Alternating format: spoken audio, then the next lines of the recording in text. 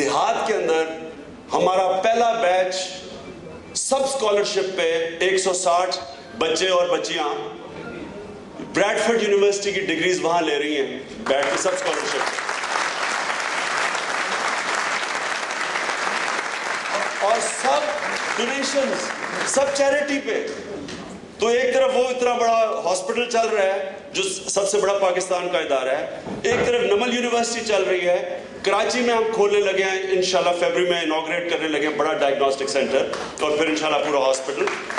تو ہر چیز کی فنڈنگ پاکستانی لوگ کرتے ہیں. تو مجھے یہ بتائیں کہ اگر انہی لوگوں کو یہ پتا چل جائے کہ ان کا ٹیکس ان کے اوپر خرچ ہوگا، محلوں پہ نہیں خرچ ہوگا، سیکیورٹی پہ نہیں، پرائیویٹ جیٹس پہ نہیں خرچ ہوگا، میں آپ کو یقین دلاتا ہوں کہ اگر آج 8.5% ہم جی ڈی پی کا اکٹھا کرتے ہیں، ہمارا tax G D P ratio ہے، میں آپ کو گارنٹی کرتا ہوں کہ پاکستان میں ہم 30% اکٹھا کر سکتے ہیں.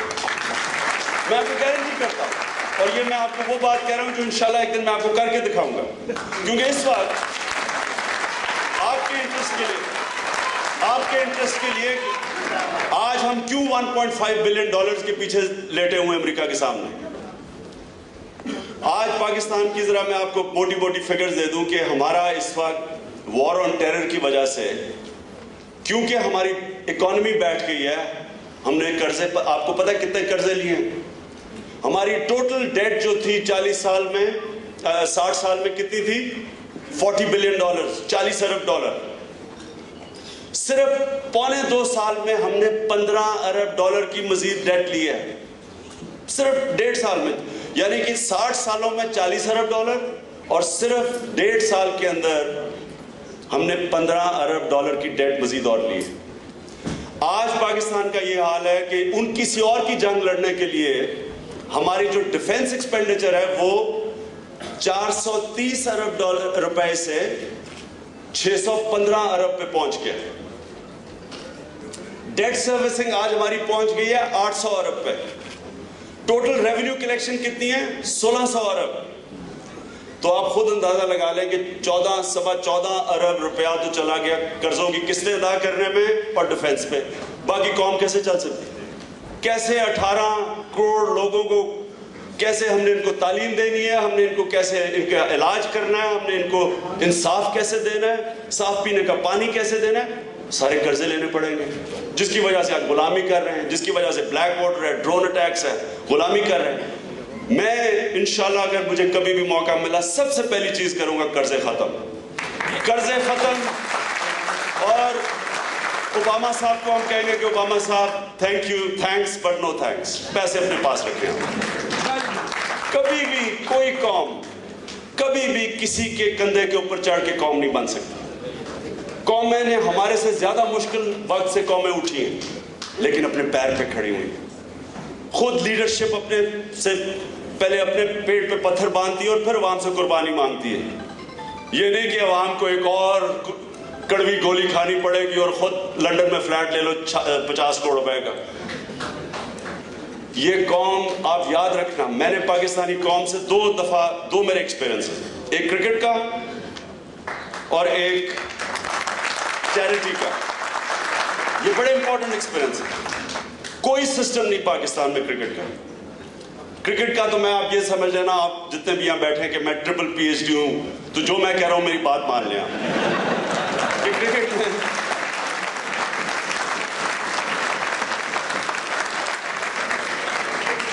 یعنی کہ ہم وہ ملک ہیں جو سسٹم کے باوجود کھلاڑی نکلتا ہے، سسٹم کی وجہ سے نہیں نکلتا. یعنی کہ یہاں جو کرکٹ ہے یہاں تو بڑی آسان کرکٹ ہے. آپ پہلے اسکول کرکٹ کھیلیں، پھر انڈر 19 کھیلیں، پھر وہ کاؤنٹیز لے لیتی ہیں، ان کی بی ٹیم ہے، پھر ان کی سی ٹیم ہے، ان کے ینگ کرکٹرز ہیں، ایمیچرز ہیں، سیکنڈ ٹیم ہے، فرسٹ ٹیم ہے، پھر ٹیسٹ کرکٹ ہے. پاکستان میں کیا ہوتا ہے؟ کیا ہوتا ہے آپ کا خیال کیا ہوتا ہے؟ پاکستان میں یہ ہوتا ہے، ذرا میں آپ کو بتاؤں. ہم نے ایک دفعہ ٹیم سلیکٹ کر لی اپنی. یہ ویسے یہ کامک بکس میں ہوتا ہے، اصل زندگی میں ہوتا ہے ایسے نہیں ہے. تو ہم نے ٹیم سلیکٹ کر لی اور ہم نے بولرز منگوائے ایسے کلبز کے کہ تھوڑی پریکٹس کروا دیں. جو ٹیم سلیکٹ ہو چکی تھی نیوزی لینڈ جا رہی تھی. تو جب ہم نے بولرز منگوائے تو ہم نے دیکھا کہ ایک بولر باقی جو سلیکٹڈ بولرز ہیں ان سے بہتر بولنگ کر رہا ہے. ہم نے نام نوم پوچھا, کسی کو پتا ہی نہیں تھا کہ جی ایسے ہی ہم کہیں سے پکڑ کے لے آئے ہیں اس کو. وہ بولر کون تھا؟ وسیم اکرم.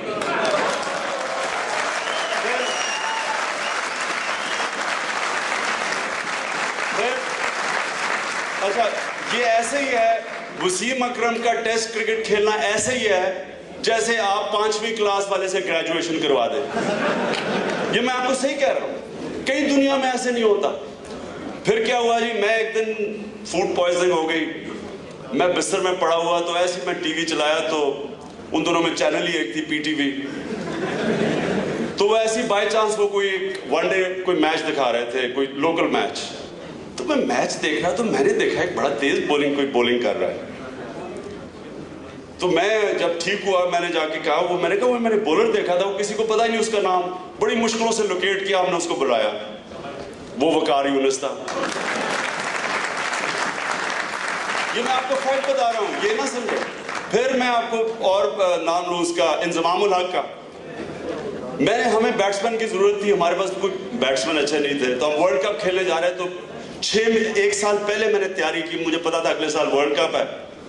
تو میں نے لوگوں کو بلایا جو سب کرکٹ کھیلتے تھے, ڈومیسٹک کرکٹ. تو میں نے انہوں نے کہا کوئی اچھا بیٹسمین کسی میں کوئی ٹیلنٹ ہے؟ تو ایک نے کہا کہ کہتے ہیں ایک موٹا سا ہے, لیکن اس کو وہ اس کو میں نے 2-3 اسکاؤٹس چھوڑے ہوئے تھے کرکٹ کے اندر. تو میں نے اس سے کہا موٹا سا ہے لیکن اس میں بال سینس بڑی ہے.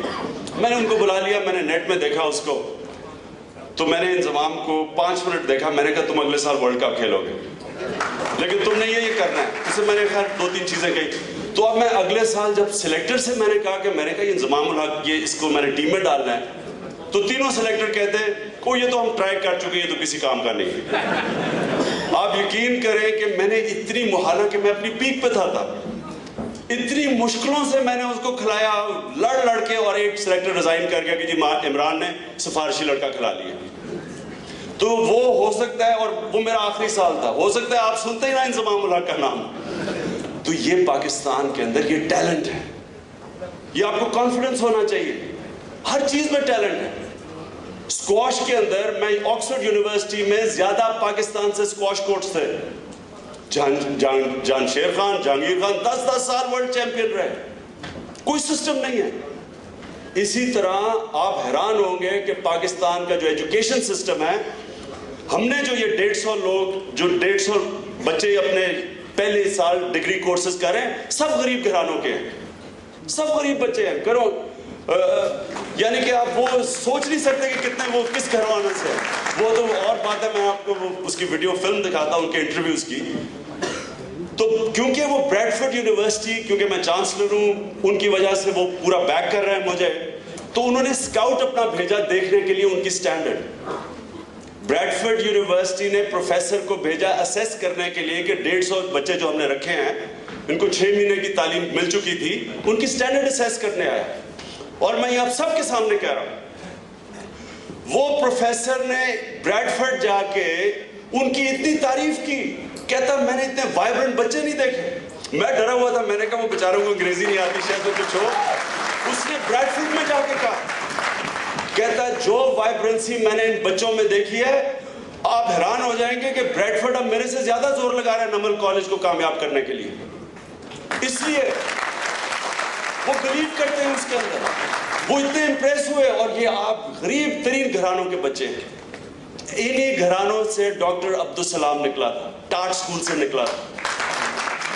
تو میں جو آپ کو صرف یہ کہہ رہا ہوں کہ دیکھیں, ہم مایوسی ہے, اور مایوسی ہونا, اسد زرداری صدر بن گیا, مایوسی تو ہونی ہے, لیکن میں آپ کو یہ بھی بتا دوں کہ ہو سکتا ہے کہ اللہ نے اس کو اوپر بنا کے اس ملک کو تبدیلی کی طرف لے کے جا رہا ہے. ہو سکتا ہے کہ ہماری قوم کو جگا رہا ہے اللہ, لوگوں کو بتا رہا ہے کہ اگر جو قرآن کی آیت ہے کہ اللہ کبھی کسی قوم کی حالت نہیں بدلتا جب تک وہ قوم خود اپنی حالت بدلنے کی کوشش نہ کرے. اللہ ہمیں جگا رہا ہے کہ اگر ہم شریف لوگ, انہیں جی سیاست بڑی بری چیز ہے, اگر ہم اس میں حصہ نہیں لیں گے تو پھر ان ڈاکوؤں کے ہاتھ میں سیاست رہ جائے گی. بندر بانٹ ہے, ایک پارٹی کے ہاتھ میں فرنٹیئر, ایک پارٹی کے ہاتھ میں پنجاب، ایک کے ہاتھ میں کراچی، ایک کے ہاتھ میں سندھ اور سینٹر، اور جو بچ گئے تھے مولانا فضل الرحمان اس کو بھی وزارتیں دے دی. اپوزیشن ہی ختم ہو گئی ہے پاکستان میں. سارے کہتے ہیں جی ہم نظام بچانا چاہتے ہیں. وہ سپریم کورٹ نے ننگا کر کے رکھ دیا ان سب کو. سپریم کورٹ نے کیا کیا؟ سپریم کورٹ پہلے تو آپ سب کو، ہم سب کو مبارک ہو سپریم کورٹ کی سب سے بڑی روشنی کی کرن آج پاکستان میں.